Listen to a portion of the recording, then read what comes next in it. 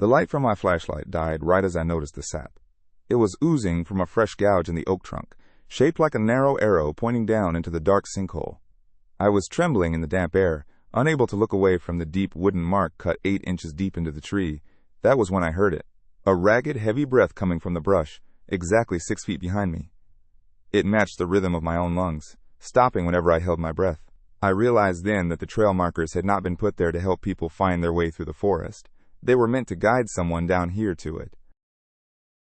To understand why that cold night still keeps me awake, we have to start 12 hours earlier. It was a crisp November morning in the Blackwood Ridge State Forest.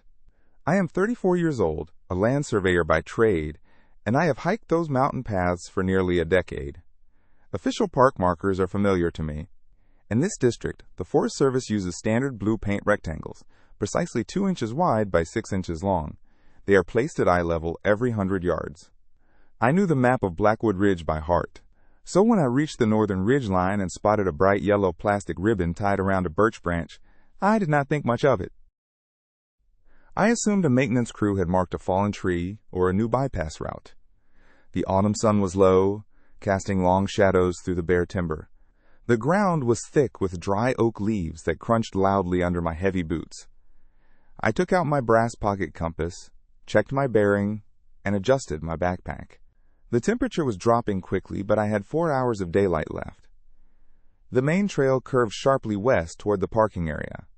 The yellow ribbon, however, pointed northeast down an overgrown logging path that had been closed since the 90s. Out of simple curiosity and professional habit, I stepped off the main blue path to inspect the marker up close. The yellow ribbon was not nylon or plastic. When I reached out to touch it, I felt coarse yellow cotton, weathered and frayed at the edges.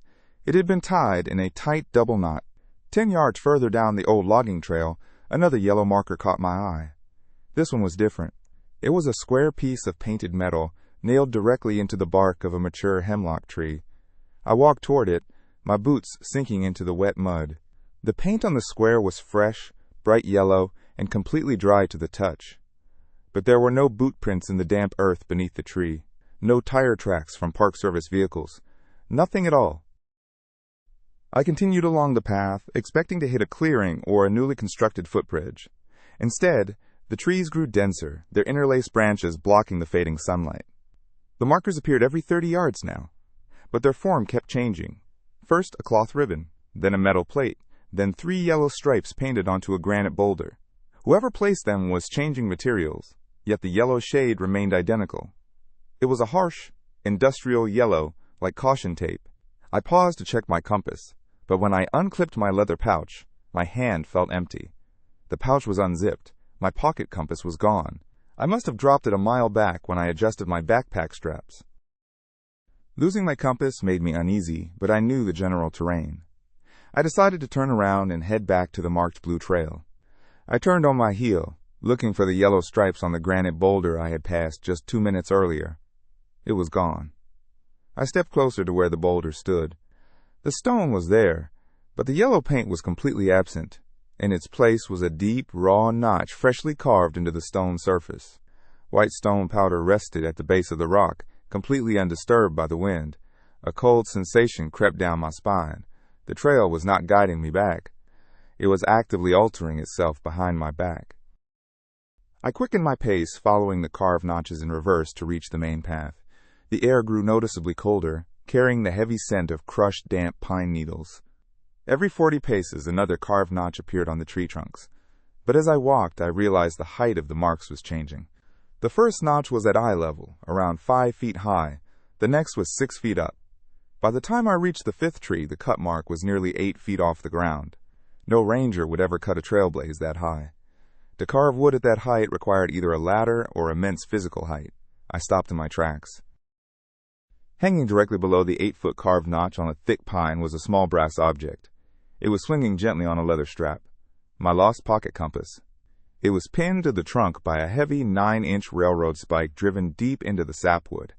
Fresh yellow paint was dripping slowly from the compass casing down onto the needle. My heart slammed against my ribs. I had dropped this compass over a mile away, on a completely different ridge. Someone had picked it up, carried it past me, painted it, and nailed it 8 feet in the air, all without making a single sound in the quiet autumn woods. A cold panic washed over me as I backed away from the tree. If this story is giving you a sense of creeping dread, please hit the like button and subscribe to help our small channel grow. I turned and ran in the opposite direction, abandoning any attempt to stay on the path. Darkness was falling fast now, turning the dense forest into a tangled wall of black shadows. The dry leaves underfoot roared with every step I took, but behind the sound of my own heavy boots, I began to hear a second set of footsteps. They were slightly out of sync with mine, heavy and rhythmic, crunching through the dead leaves 20 paces off to my right. Whenever I stopped to listen, the other footsteps stopped too, but always 1 second late, taking a single extra stride in the darkness before freezing. I pulled my small LED headlamp from my pack and switched it on. The narrow beam cut through the black timber, illuminating the pale trunks of oak trees. On almost every single trunk, a fresh-cut gouge stared back at me. They formed a tight corridor of carved wood, leading me down a steep, rocky slope I had never seen before. I tried to turn left, but the dense brambles were thick with sharp thorns. The markers were forcing me toward a narrow ravine at the bottom of the slope. My foot slipped on a wet rock and I slid down the muddy bank, crashing into the bottom of the ravine. The air down there was ice cold and smelled faintly of rot. When I picked myself up, my headlamp beam flickered and died, leaving me in total darkness. I reached into my coat pocket for my emergency lighter, striking it with trembling fingers. The tiny yellow flame revealed the wall of the sinkhole in front of me. Thick wooden marks were carved 8 inches deep into the oak trees surrounding the pit. That was when the heavy breathing started right behind me. Without looking back, I scrambled up the crumbling dirt wall, clawing through thorns until I reached the highway at 3 in the morning. 2 days later, I met with the chief park ranger at the station. I brought my GPS watch data and showed him where I had walked. He looked at the satellite map, then looked back at me in silence. The area where I had been herded was designated as off-limits terrain due to unstable sinkholes. But more disturbing was what the search team found when they investigated. They found my brass compass, still spiked 8 feet up a pine tree. But there were no yellow ribbons, no metal squares, and no cut gouges along the trail. The bark on every tree was intact. The rangers insisted I had walked in circles while hallucinating from hypothermia. I know what I saw, and I know what I heard. Someone or something removed every single marker before the rangers arrived, leaving only my spiked compass as a silent warning. I resigned from my surveyor job shortly after that winter. Today, I never set foot in any state park or forest trail, no matter how familiar the terrain might be. When I walk near trees, I constantly look over my shoulder, checking for marks carved into the bark. If you ever find a trail blaze that does not match the park map, do not follow it.